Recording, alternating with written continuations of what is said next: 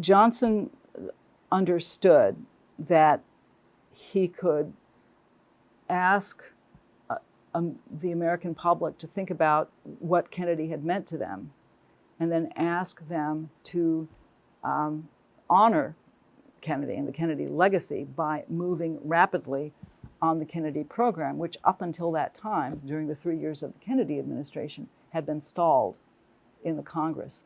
The magic here is that, as we know, Johnson, Robert Caro calls him the master of the Senate. Johnson's key skill set was in legislation. So this is a person coming into office who is both determined, based on his own background, to promote a policy of poverty policy reform, and someone who's got a particular set of skills that might enable him to do that. So here is how, this is the first State of the Union address. He's been in office 7 weeks, and he says to the Congress, in laying out his program going forward, "Unfortunately, many Americans live on the outskirts of hope, some because of their poverty and some because of their color, and all too many because of both.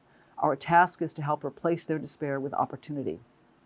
And here he goes. This administration today, here and now, declares unconditional war on poverty in America.